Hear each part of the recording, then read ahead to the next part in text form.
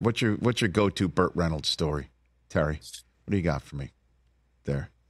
A really good Burt Reynolds story.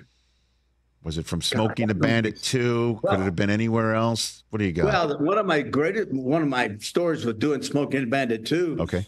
with Burt and Sally and everybody was Jackie Gleason. Okay. I got to do a scene with Jackie Gleason. Yeah.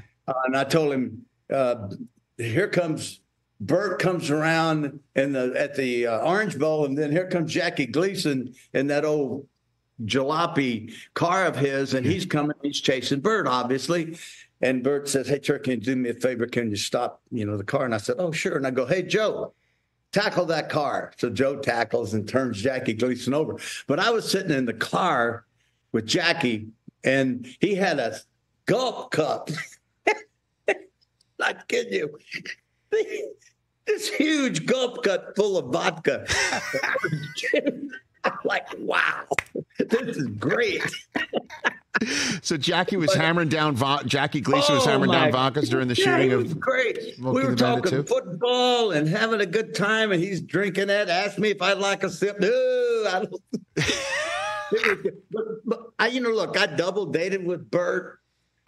Stayed at his house, stayed at his dad's house, went to his theater in Jupiter. Look at that. He and I became really good friends, and he really liked me, and I really liked him. And he was one of those guys who would call and say, hey, how you doing? You didn't have to call them. You know how it is. It's kind of like he's a movie star, and I'm just a football guy. So I have to always make the friendship connection. That wasn't Burt. Burt was always one call out of nowhere. Hey, how you doing? How you feeling? Good. You coming out? Coming out where? We're filming in New Mexico. And he'd give me the dates and wanted me to just come out. And I went, no. I can't make that. I do have one story quickly for you. Sure. What else, Terry?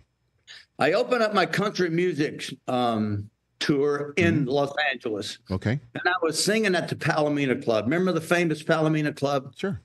And so I'm there. And Super Bowl was the week before, or 2 weeks, no, week before, probably 2 weeks, who knows. Anyway, Burt Reynolds went on NBC that night and did a skit about my brains and how dumb I was and so on and so forth. And Pittsburgh fans just annihilated him with letters and complaints and so on and so forth. And so I'm out in Los Angeles. He sends his agent, David Gershenson, who ended up being my manager for 43 years. He sends him out to the Palomino Club and has a giant horseshoe deal of carnations and a huge letter from him saying how deeply sorry he was. He didn't want to do the piece. He related to me a lot. He respected me and so on and so forth. Please accept this and would you come to the shoot tomorrow?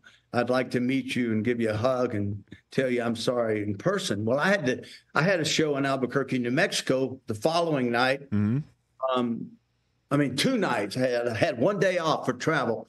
And so David Gershon, I said, yeah, I'll go. So David picked me up and drove me out on the highway, probably an hour or so out of town.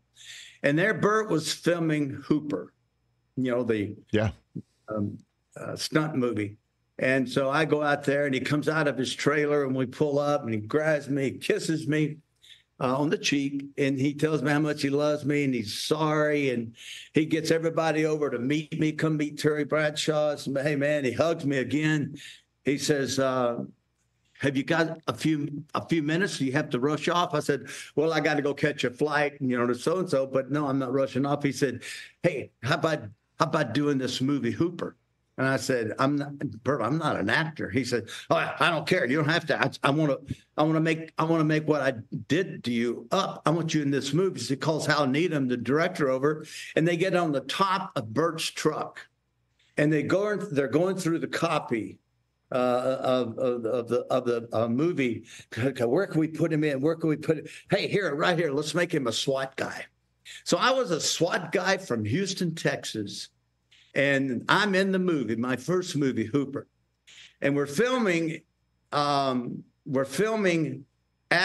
the Palomino Club, believe it or not. It was actually in the parking lot, dressed up to look like the Palomino Club with nothing over top. And my first scene was to go over to the jukebox, and I turn it off, and I tell him, I go back to the teller, I forgot the lines I was supposed to use. So when I stood over at the table, I pushed him back, and I threw some dialogue out like, hey, look, nobody messes. I just ad-libbed because I was embarrassed. I just ad-libbed, and they never stopped it. They liked it. And I hit him on the head with a deal, and we laughed, and he told me, first time I hit him, he said, no, hit me. I didn't want to hurt him. Burt Reynolds, hit me. So Burt, he says, yeah, it's already cracked. They stuck the helmet together. And if you watch it, you'll see the crack just blink. I said, Burt, I can't hit you hard. I might hurt you. You're not going to hurt me. Hit me. I said, you want me to hit you? I said, I'm going to hit you. And in the movie, I went, bam. And that helmet. And there he hits the ground, and I'm in panic for him now because, my God, I thought maybe I knocked him out. That was my first scene with him, and then scene and hit me. It was all born out of that skit, and then you wind up in Smokey and the Bandit 2, the Cannonball Run. You even did Evening Shade. I mean, my goodness, a lifelong friendship. I did several Evening Shades with him, and he was. I mean, he loved for me. I don't know why he always wanted me to go out dating with him. We'd go over to Donna Shore's house, and she'd have dinner, and she'd call me darling. And Sally Fields, I used to sit with her while she would, what do you call that? Crochet, whatever that Yeah. She'd do that in between takes. And so I just became part of the family. His mom and dad were awesome. His brother was awesome. I kind of got into the family. Well, and he was a great man. Terry, you are awesome. Man, I could talk to you all day. Catch the Rich Eisen Show every single day on the Roku channel, 12 to 3 Eastern, for free.